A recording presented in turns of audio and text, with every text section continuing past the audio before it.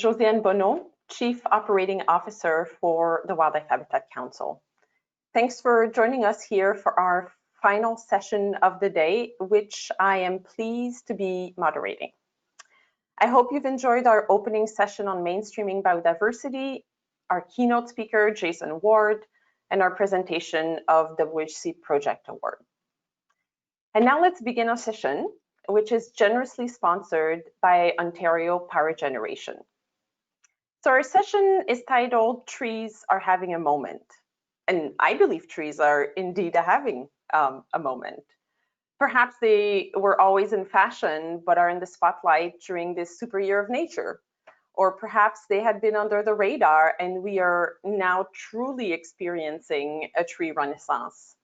But regardless of the answer, what I can tell you is that our corporate partners have been leading and supporting tree projects from plantings to reforestation initiatives for over 30 years.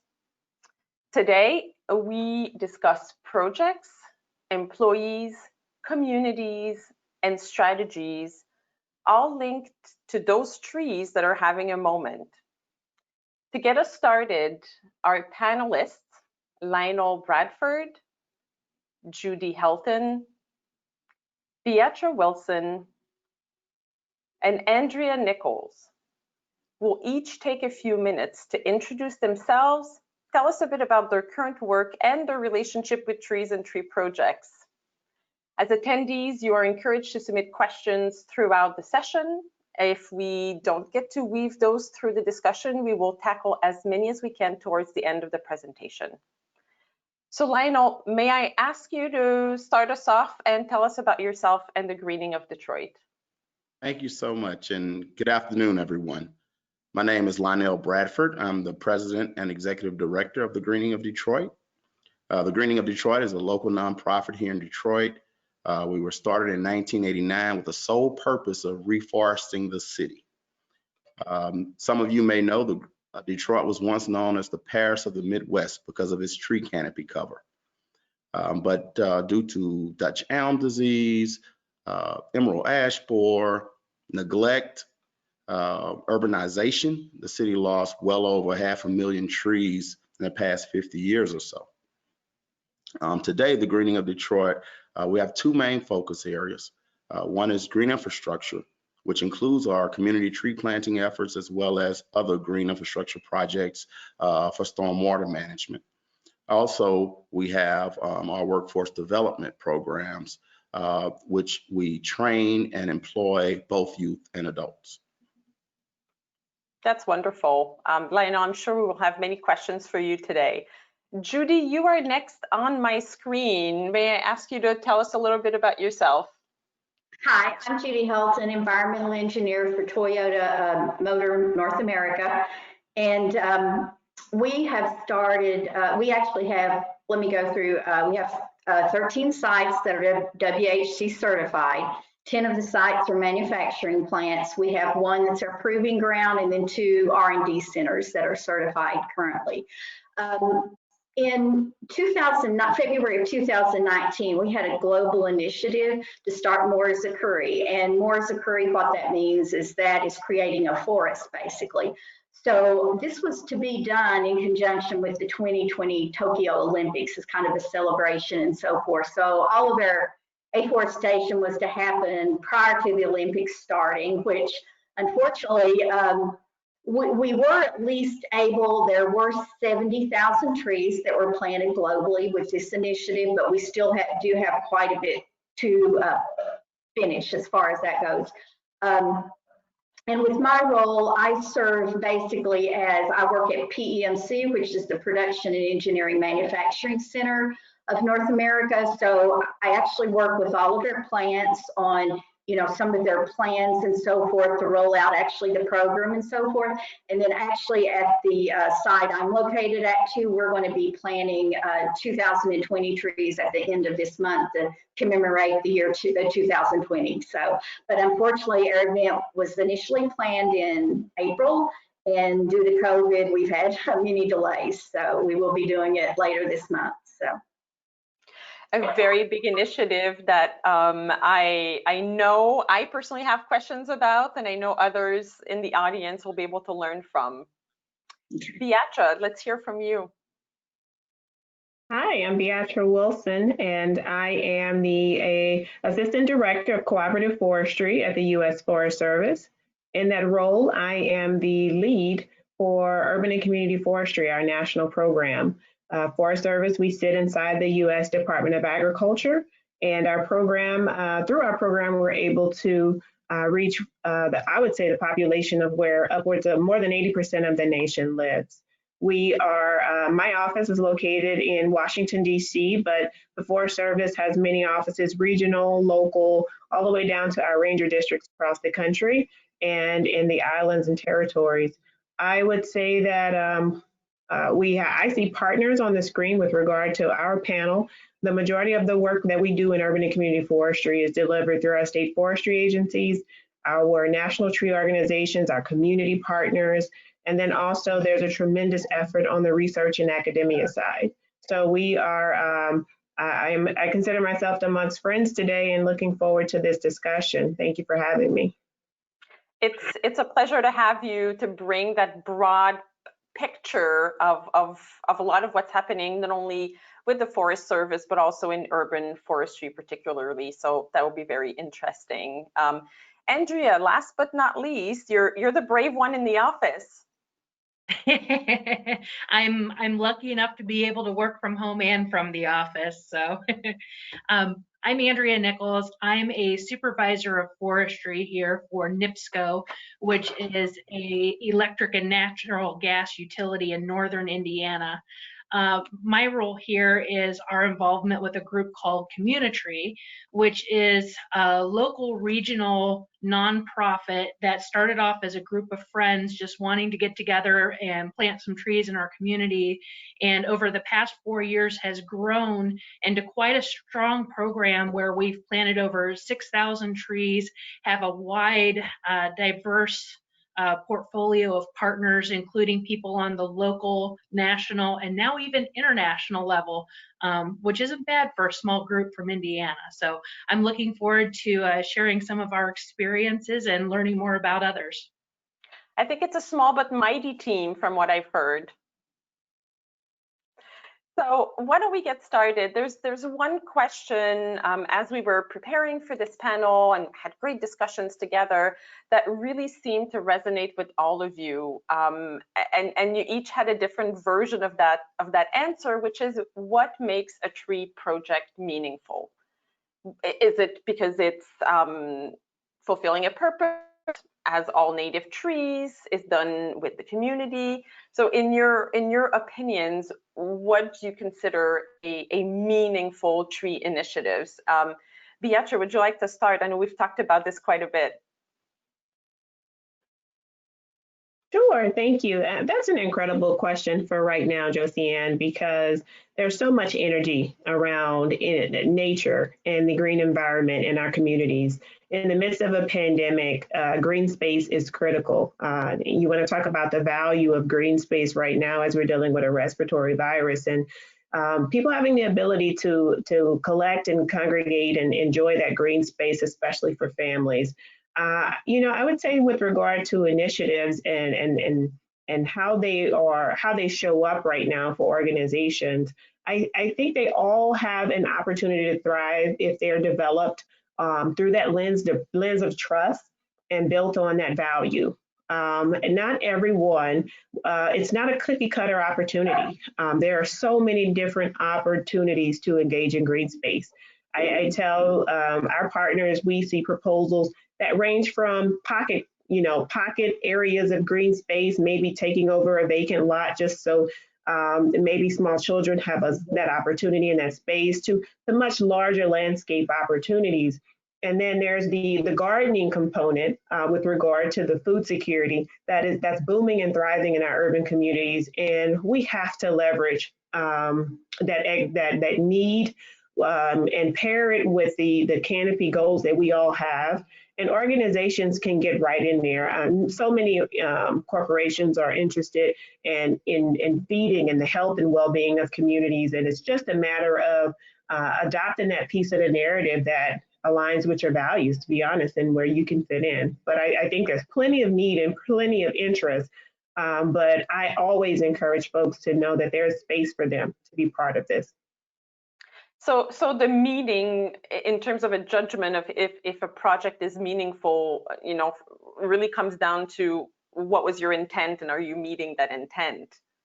Yes, there's every community deserves to be engaged, and they will be able to share out with what they need at that moment, what's critical to them at that moment. So the timeliness of it is just as important as that trust component and knowing that you're going in and you've engaged with them. I think trust will certainly be a common theme in our conversation. Judy, you are faced with a different situation. You were handed a certainly colossal task of coordinating the very large tree initiative, not only on your site, but across North America for Toyota. And the initiative came from Japan, from the top. How do you make that meaningful at each facility, right? How do you make such a big goal really relevant for the people everywhere you're working? Well, it's very interesting. For our site, for example, we really got some really good support. That what we wanted to do is, you go to our site, it's a relatively new site that was built approximately close to 3 years ago. So we relocated from Northern Kentucky. We are on approximately 30 acres, but everything has been pretty much well landscaped, but we don't have anything that feels like you're in nature, basically. So that's what we're wanting to do, is kind of create, we have a very nice nature trail, but when you walk the nature trail, it's just kind of an open field basically at this point. So we're wanting to kind of emulate with our Morris Curry method, is we're wanting to emulate that you're actually in the forest. And for as far as our other plants, the large manufacturing plants, typically, they are normally very interested in proceeding.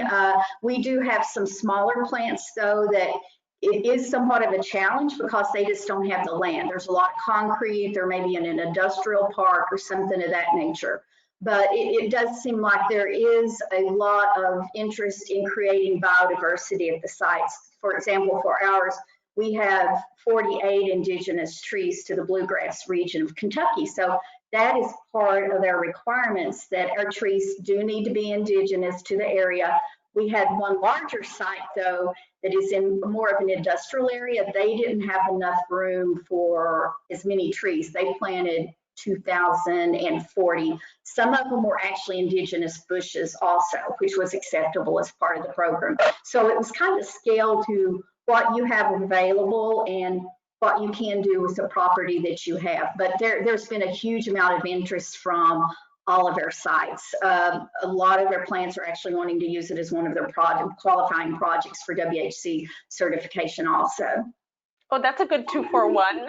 But it's so interesting. You say that there's a facility that only planted 2,040 trees because they didn't have a lot of space.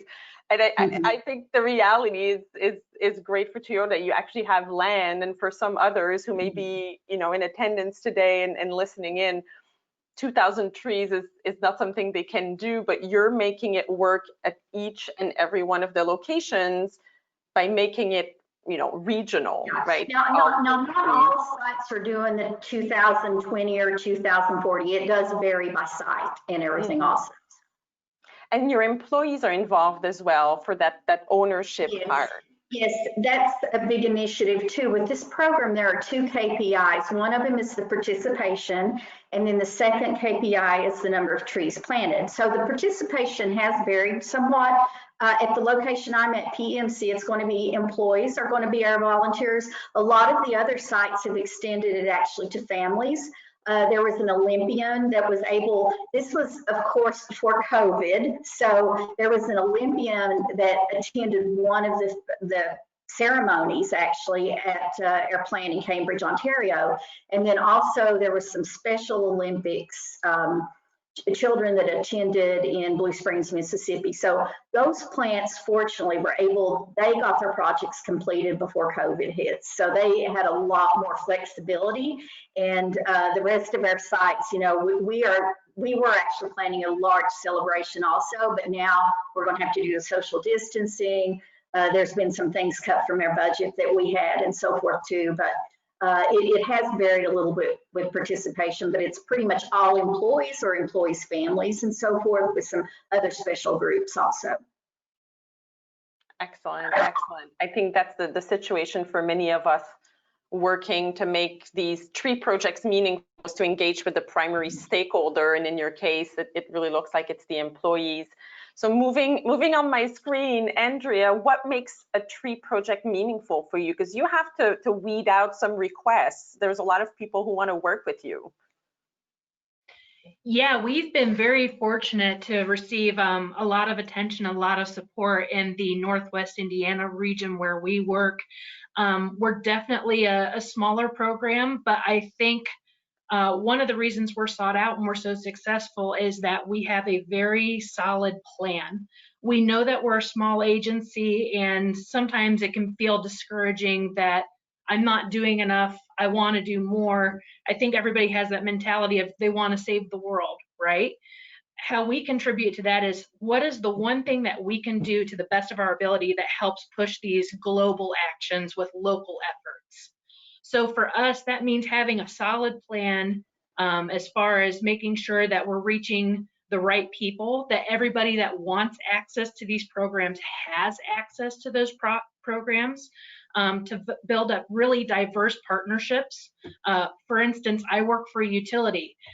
We're not known as the people that take care of trees in a good sense most of the time. When you think of a utility, you're thinking, oh, that's the person that came and cut all of my stuff down. But having that diversity, being able to work with other agencies, gives us a big leg up. I think another thing that helps us is that, sorry, I'm losing my voice here. We get that local action.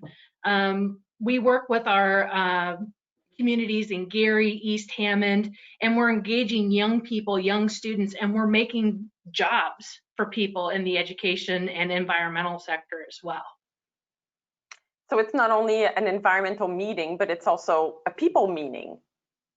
It is, and we've grown from not just providing trees, having that plan and making sure that they're maintained to give us their best benefits, but we're finding that we're starting to bleed out into other areas of the community and helping with more issues and challenges.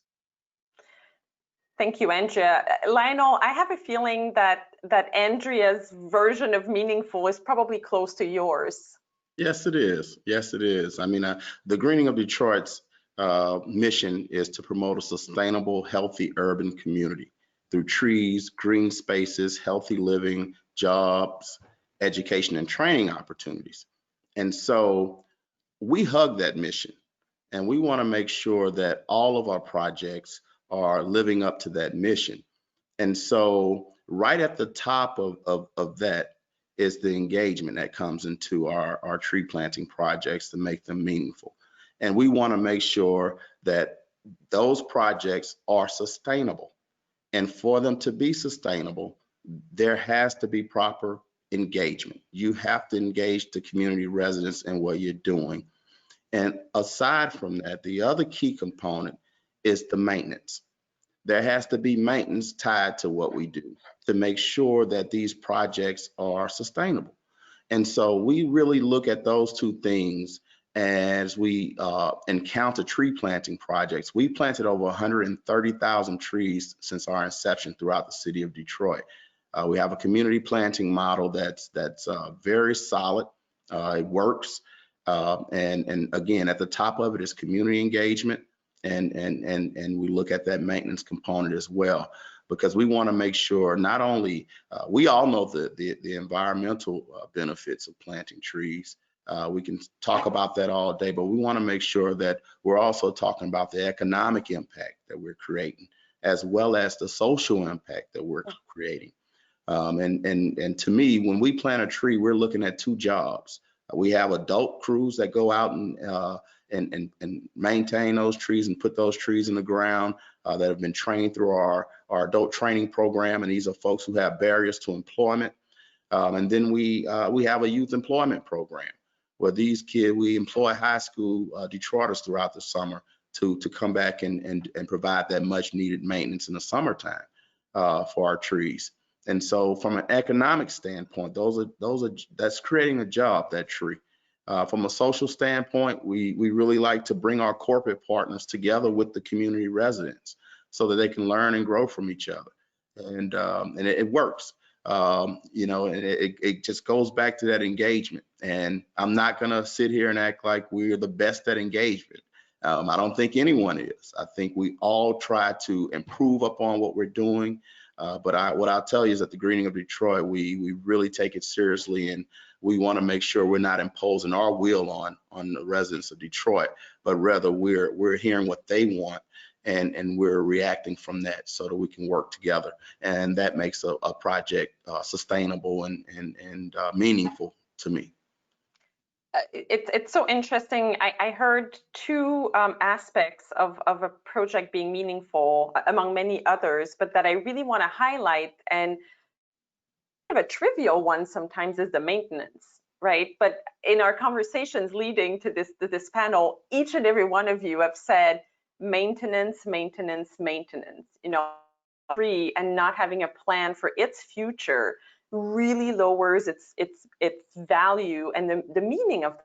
So I have to ask a difficult question. It's a tricky question, and Lionel, I'm going to ask it to you because you brought it up. Between a planting with no maintenance or no planting at all, which one do you pick? Well, I mean, I think that that's a great question, by the way, Josiane. But the stand that we've taken is that we try not to engage in any projects that don't have maintenance tied to them.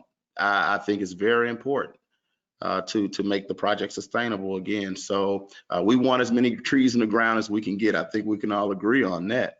And so, you know, for the most part, to answer your question, I would say that, and we will take a project that doesn't have maintenance tied to it and try our best to find a way to supplement some maintenance to it. And so that's one way you can go about it, but definitely we want maintenance tied to the projects. Thank you. And the other point that you raised that I want to dive a little bit deeper on our group right now is this idea of imposing or not wanting to impose our will on the community when we come in with an interest in doing a tree project. Beattra, I don't know if you want to chime in. I know that that's something that is really critical to the success of your projects and the success of the projects from the U.S. Forest Service perspective.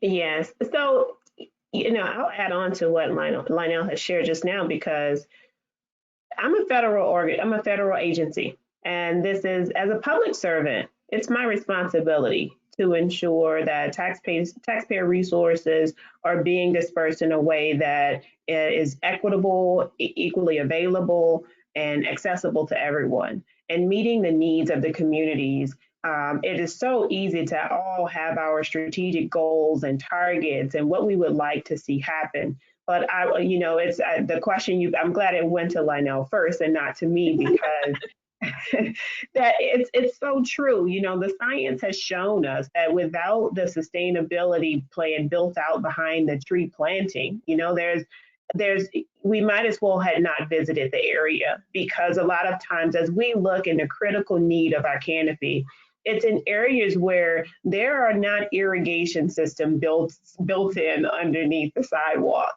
And these communities are vulnerable. The income levels are very challenging, and just the assumption that we are now going to bring another burden, because that's how it can be perceived to a household that is, you know, making tough decisions right now about how they get everything taken care of or what will be the sacrifice. we have to make sure that what we're doing is responsible. So I think that as we look at proposals as a national program, we encourage our states and local partners to continue this same theme. And the Greening of Detroit is one of our amazing local partners, and we're proud to hear this thought process come through them, because that's really what we're embracing. Is that we want to make sure that if we're going in for the long haul. And this is part of relationship building. And so it's amazing how, although, you know, I have my bachelor's degree is in urban forestry and we're trained around trees, the amount of emphasis we're putting on the human need and the total healing of a community it just comes to show that I think Josiane, you posed earlier, is this a moment for trees? I think that it's a total healing, and trees just so happen to be part of that prescription. I love seeing all the heads nods, right? It's more so about people first and almost tree after. We in the utility sector, we always use the phrase, you know, right tree, right place. But I think there's also the right community, right approach, and that works also for employees at sites, right? Doing a project that fits for the employee force that's there. So how, and this is me not having done a lot of community forestry, but getting ready for it because we have this really great grant from the Forest Service to do a lot more forestry. But how do you suggest that corporations in particular, so a non-traditional partner, gets information from the community on how to best go about tree projects so that they're not seen as kind of parachuting in, imposing their will and leaving, right? So I don't, any one of you, and I know this is a tougher question. Most corporations that we've worked with, there's some type of community liaison that's there, and we've worked closely with many of them throughout the years.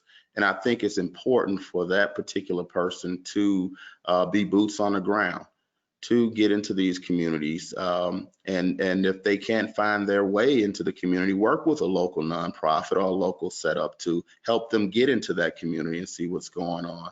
And so we've worked with corporations, and it's been spectacular because we've been able to help them get into communities. It's gotten us deeper into communities, and it's made projects go off without a hitch and just really be successful. So.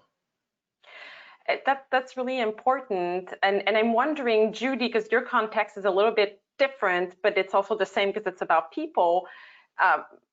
The Toyota teams across the country are very dedicated to working with community groups, with school districts to promote STEM. You bring kids to nature by taking them on site and spending time in your habitat areas. So I'm wondering, this Mora Zakuri, the tree initiative that you have, do you think that that's going to open door to additional connections with the communities around the plants, and some of those are at-risk communities?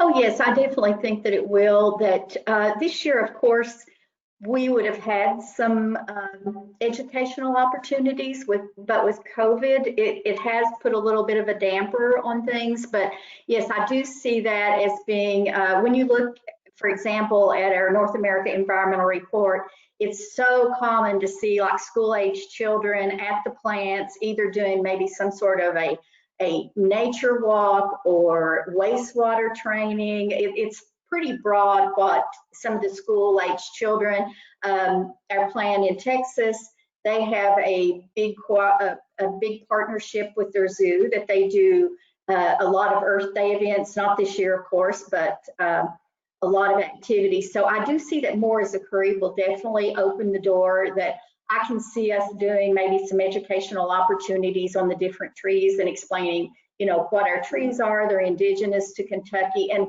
why it's important to plant the indigenous trees for the wildlife, the habitat improvement, and so forth. So I do see that as opening the door for more educational opportunities. And speaking of COVID, I think you're teeing up wonderfully something that we wanted to do during the panel today. So I wanted to turn to our audience right now for a quick poll. You're going to see that pop up on your screens, and our expert support team is working behind the scenes to make that happen for you. So the poll is asking you more or less, what specific challenge would you like the panel to discuss next? Because of course there are a number of them, and we're also going to get to all the benefits. But if you could select now between the options, it's going to inform what happens next on our panel. So take a second, pick one of your 5 options, and our amazing tech team behind the scenes will tally up and let us know how things are going. And we have a number of really great questions that also came in that I'm really excited about. So it looks like there are some questions related to funding, to finding land for projects. We should definitely target that, and also getting buy-in from leadership with the majority there at 44%. So back to our panelists. This is important because each and every one of you has an employer, whether Beattra, you're trying to get a focus on urban forestry, or Lionel, you're trying to make sure that there's some priorities on important projects versus others. So how to get buy-in? What's the business case for doing tree projects? So Andrea, you work for a utility and you have a busy job. How did you get NIPSCO to allow you and support a lot of time and energy being put into tree projects? It was certainly an interesting journey. I'm very lucky that my company is very supportive for environmental projects. First of all, I want to say that. I definitely started with community as more of a personal project. And then I started seeing links how it could actually help my work. Addressing trees as part of a utility operations, you know, they don't want us trimming their trees, and I completely understand. But as I kept looking at these, I'm like, these are not the right trees in the right place. How can I help affect a meaningful change? And I realized my work with community would do that, educating the public on proper tree selection and planting practices.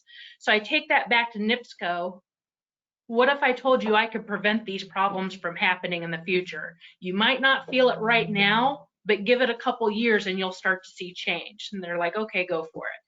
And from there, because of the partners that I had and I was able to build these relationships and ask these questions, I suddenly had access to community leaders and decision makers that NIPSCO had struggled getting in the door to talk to have a meaningful conversation, because they immediately look at me and say, you're the utility, you don't care about this, all you care about is, you know, your power and your tariffs and whatever. But coming from another side of it, I can say, oh, I'm with this tree planting agency, we want to help affect real change in your community in this way. By the way, I work for a utility and I'm not evil, you know. So showing to NIPSCO that now I had access to these leaders, these decision makers, and now I've got such good relationships with these people. Many communities have issued us blanket permits where it's like, oh, we know you're going to treat our trees right. Go ahead, just let us know when you're going to be in the area so we can inform our community members so they know what's coming. And we're starting to see a real change in our work operations. We're not having to work as hard or as long to get the permissions that we need to do tree work because people know and trust us. We can just go right to work. So all that time and money we save gets to go back into tree replacements and planting. So it's kind of a cycle that just keeps building on top of each other. And it's been really, really good to see. It's a really great model. And I wonder if other utilities on the panel right now listening to us might have a good idea there to emulate that model. Before we get into funding, and I want to talk to both Beattra and Judy on funding, but Lionel, you work with a number of different corporations that provide volunteers, that provide funding and certainly land in some cases. So how are you seeing them make the business case for those resources to be available for the community through the tree planting programs? And I'm sorry, Josiane, for 1 second you cut out. Can you ask the question again? No, I was giving you my PIN number for my bank account, and now that's done.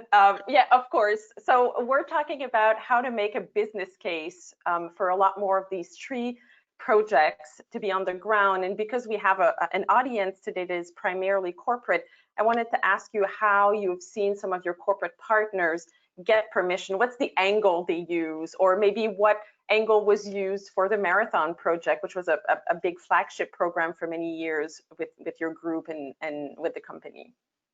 Yeah, I think that again, it's want to be in the community and know what residents are looking for as well.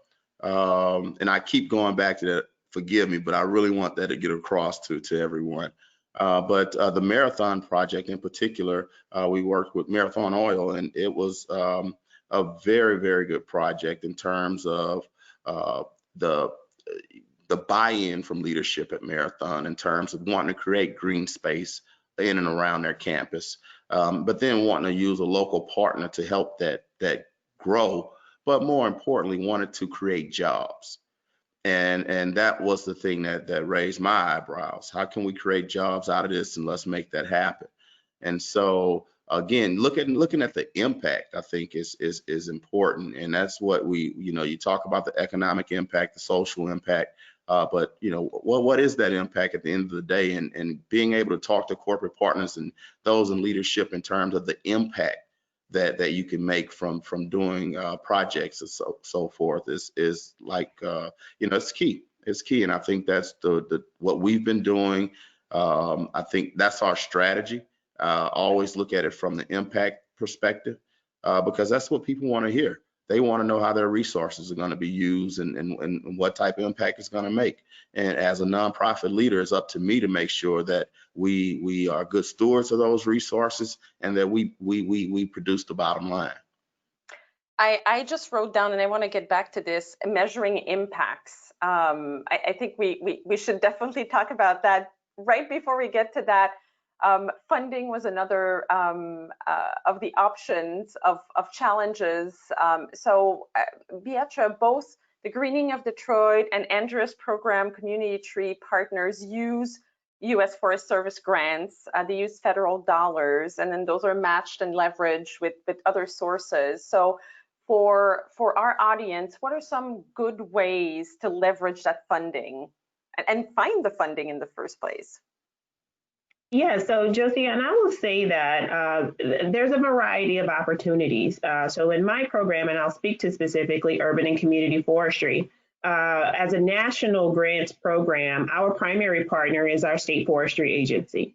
And so just, by congressional direction, a large percentage of our funds are directed to state forestry agencies who do have that more localized strategy with regard to canopy and green space goals in place. And many of our state partners have sub-grant programs. And so these are statewide sub-grant programs. Sometimes the themes change from year to year, but our states actually have strategies in place and so I wrote down when Lionel said impacts, I wrote down alignment, because there are always opportunities for us to carve out a space for nature to help organizations advance their goals. And if it's public health, and sometimes it's a workforce number. And with workforce, how can we be strategic and innovative around how we can utilize our canopy goals? And that's what we're seeing. We're seeing proposals and we're seeing projects that are impact driven.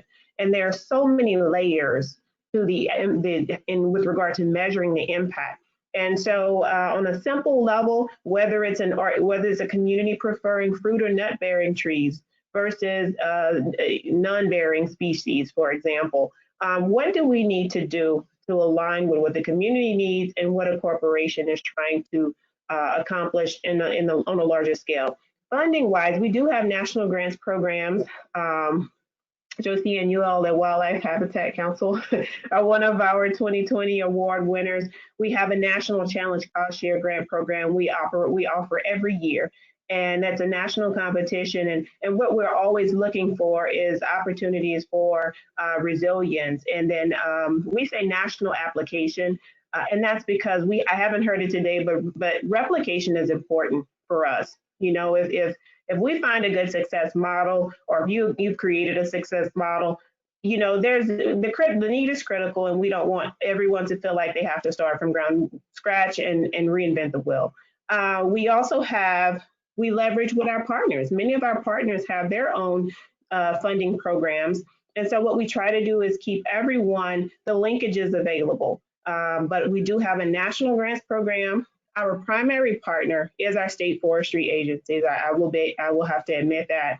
And that's because we're trying to meet that state and more regional goal.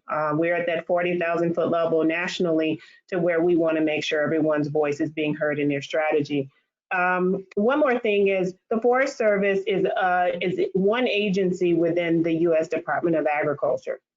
And so, for example, we've had our own energy saving trees initiative, but there are also energy saving trees initiatives in other federal entities, Department of Energy, for example.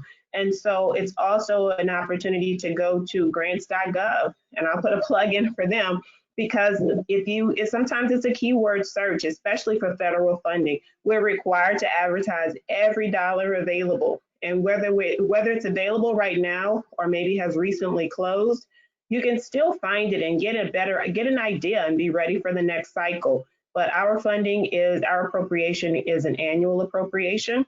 And we make sure that every time we have the funding available, every year we run our grants program. So I'm certainly hearing two key words here: alignment, right? Mm-hmm. And I have to say that this is not something new, right? We push a lot of the conservation efforts to be aligned with other priorities, and sometimes we forget about the social priorities and the government priorities. So that's a really good one. But also partnerships, being Yes. able to do things with different groups that can then be replicated. So that is a good blueprint. One more question on funding, which came through Judy. When you were given responsibility to coordinate this large project, did it come with a chest of money? No, unfortunately. The initiative started in February of 2019, and I didn't inherit, there was some reorganization within our department, so I inherited the project in January of 2020, okay? Then at the time I got it, there were no plans nor budget. So I had to scrounge around and see, oh goodness, how am I going to get anything completed without money or plans? So I'm like Andrea, though, from the standpoint, my management is just very, very supportive, but you have to have a very clear pathway on what you want to do, how you want to do it, how much it's going to cost. So we refer to that at Toyota as an A3. So actually an A3 would just refer as a piece of paper that tells a complete story rather than having a report with pages and pages. So you've got to put everything that I had the plan, what we were wanting to do, how we were wanting to bring biodiversity to our campus and so forth through the Morris-Curry plan and so forth. And the one thing though, we had, I think, a very valuable partnership too with Davie Institute. From the standpoint, we had prices from local landscape companies versus Davie actually gave me the name of a lot of different like tree farms that we could go to and things of that nature to help us keep costs down. Because I know going through the local landscaper, there was a markup for everything. So they give advice to us on who we could directly deal with. But yeah, that was the challenge at first. We've been going through an indicator species project with WHC.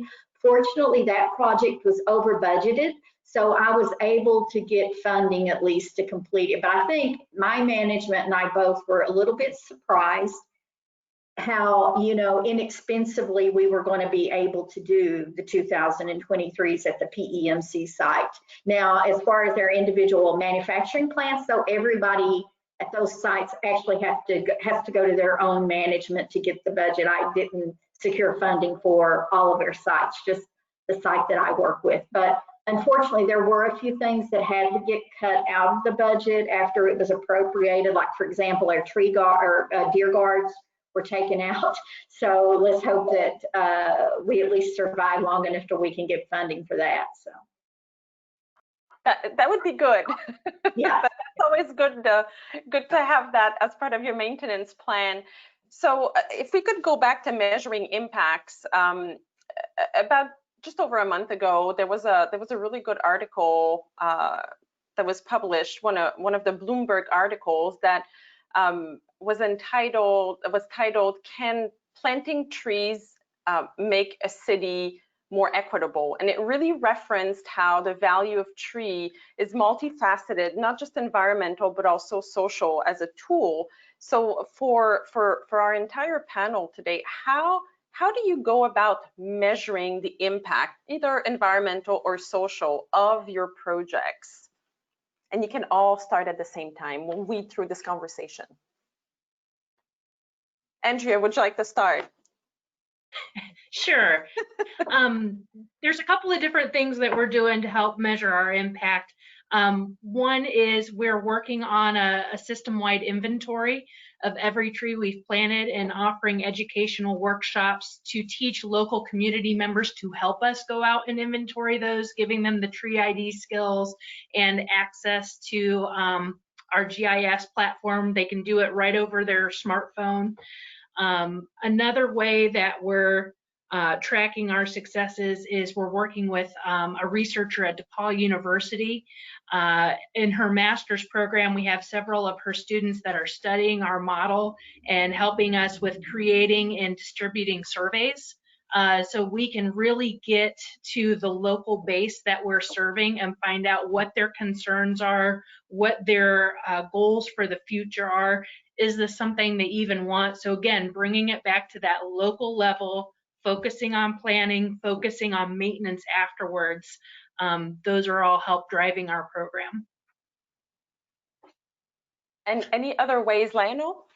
Yeah, I think, we look at a number of ways that we measure the impact of what we're doing. I think that, just in planting trees, the number of trees we put in the ground. Detroit had a 14% tree canopy when the greening first was started. That tree canopy now is up to 18.5%. I'm sorry, 22.5%. We want to get the 40% because we've told that a city our size should have a 40% tree canopy. And so I like to think that we moved the needle in terms of helping to create that canopy. So that's one way to measure success. We train youth. We have a youth employment program. Not only are we employing these youth, but we are putting a lot of enrichment and development into that program where we're trying to cultivate that next generation of environmental stewards. So how many of these youth are leaving our program and going on to college to major in a natural resource related field? In Detroit, I know I didn't in Baton Rouge growing up know anything about being an urban forest. I didn't know anything about being a soil scientist or anything like that, an ecologist. And so exposing these youth to natural resource related fields and really measuring how many youth are we getting on that path to exploring that area is important. And adults, the adults that we train, a number of adults we train. What's the recidivism? I'm sorry, I'm butchering this word, but what's the recidivism rate of folks coming out of prison that are coming through our program? Are they returning to prison? No. What's the measure on that?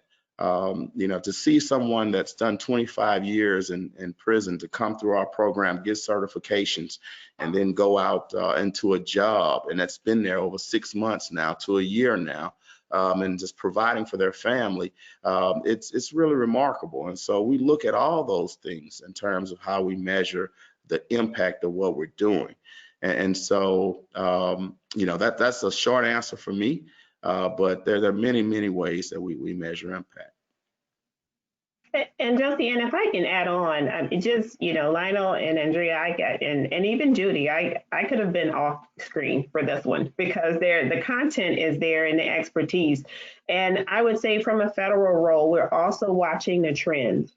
because all the good work you hear going into these communities and the thoughtfulness around how it's impacting not just the green space and the canopy cover, but the human lives, the constituents, and how it's in their ability to have to better their lifestyle. That's important. One of the things I will also say is we're also taking a look at after we've come in and done this amazing work with regard to green space.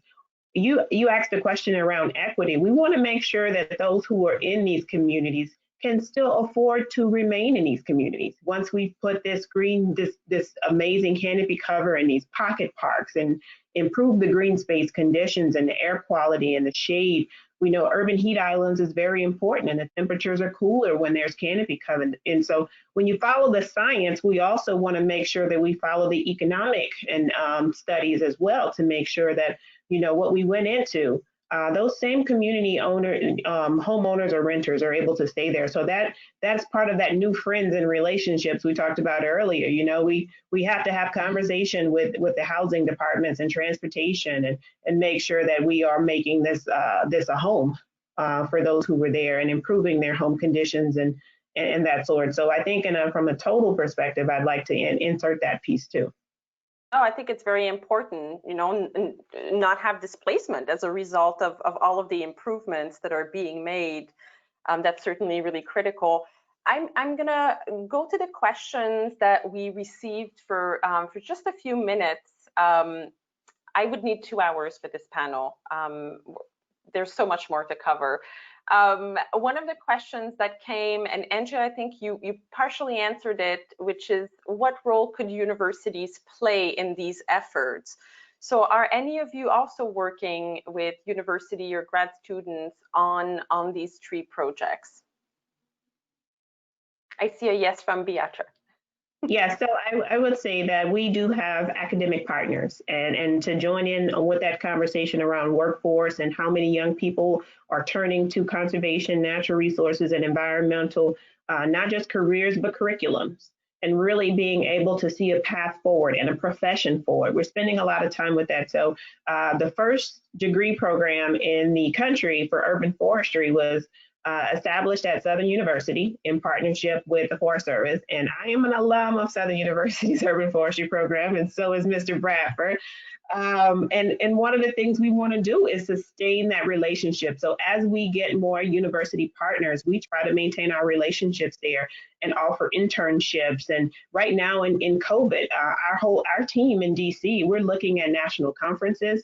How can we get registration, either discounts or access to registrations for students and professors to bring these platforms into their classrooms? Because of the exposure, we're seeing COVID as an opportunity to provide access to this professional space that may not be affordable when outside is open. As you all know, traveling and as such for a college student may become extreme. So we're able to provide this content and be representatives in this space that may not always have been accessible. So we maintain those university relationships, a lot of internships and career readiness opportunities. And then a lot of what you see today, when we're invited, that's usually the first invitation we say yes to, is to just have that opportunity to speak to that next generation. They are very interested in this work, and we don't want to miss those opportunities.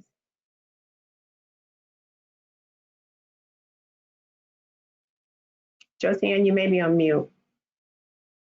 Thank you so much. So one of the other questions that came in is about how do you select your partners? How do you know?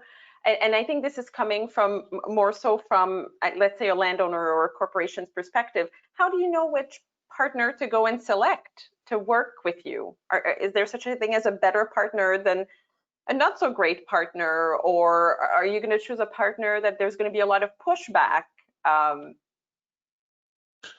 Well, I think from our standpoint, I want to work with folks who really have a goal in mind to better the community. And I say better the community. We throw this term quality of life around so much. And, some folks, they feel like that their quality of life is just great. So you can't say, I want to improve your quality of life. But we want to work with partners who want to go in, who want to be a part of a transformation. and who want to be sustainable. There have been plenty of people that have approached us that I felt that were not good partners, and we did not take that partnership. I'm not afraid to say no.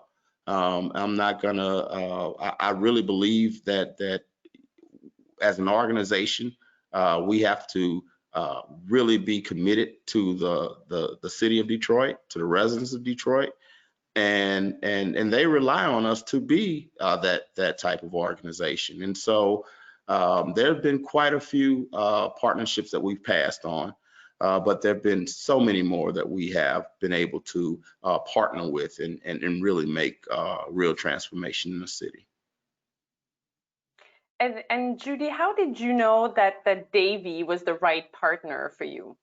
I was fortunate there. They had actually done some projects at our West Virginia plant, wonderful projects that looked really good. So I would encourage, I know this conference is quite a bit different than normal, but maybe look at some partnerships that's with WHC, because I think Davy is pretty proactive in all the WHC activities and so forth, but they had done a wonderful afforestation project at our West Virginia plant. So they come with high recommendations from our plant there. So.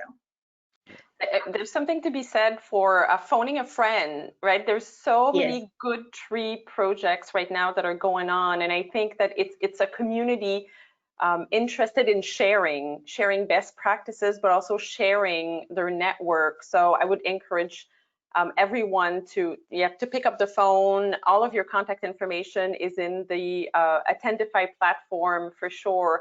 But we also have a number of tree projects that are certified that also have good community partners, and we're always interested in connecting people together. So there is time for one more question, and the question is, have any of you worked on some of these tree plantings that we're talking about, but with Indigenous communities? And I think perhaps not. I would say not. We have a tremendous relationship with our tribal communities. And actually, another one of our winning grantees in the 2020 cycle was an organization called EcoTrust. And actually, I remember maybe a year ago, I have to look at the date, but I do know that the proposal, the intent there is to further engage the tribal community about the benefits of urban and community forestry. And that is such a large opportunity for us, because we have been engaged by several of our tribal college partners who want to bring this content into the classroom. It may not be a degree program, it may be just a course, it may be a demonstration, or it may be offering internships, because as a public servant, I'm responsible for ensuring that our program is accessible and equitably delivered, so everyone has an opportunity to obtain the funding and the resources and benefits. And so I would say, just on a national scale, yes, absolutely, we've had these partnerships, but I will say that we are in a space right now where we're prioritizing the most vulnerable communities and really truly trying to make sure that we're doing and stretching ourselves to better meet the needs of every community. So but it's usually, I would say, our more grassroots and local partners who've been able to help us and make progress in that space. Because again, we use trust a lot. Relationships and trust we don't take it for granted. And so wherever the relationship and the trust is, we're humbling ourselves and getting in that space and coming in, and as we are welcomed in to make sure that we can be successful. It's not all about us. It's really not. Maybe tree plantings are the ultimate non-egocentric type of project, especially putting the needs of others first. So we're out of time, and I have to say we had many other good questions that had come in. So Doug Reed Green, thank you for submitting your questions. I'll make sure that we pass those along. Claudia, Trevor, those are all great questions. We just didn't have enough time. And to each of our panelists, Lionel, Judy, Beattra, Andrea, thank you. Thank you so much for sharing your experiences and opinions. I certainly know much more about all of these projects and all of these needs and goals from having multiple conversations in the past few weeks with each and every one of you. I hope we inspired others to maintain their projects or start new ones, and certainly connect with their communities, and whether those communities are in the country or the city, so that we can have long-lasting impacts. So thank you.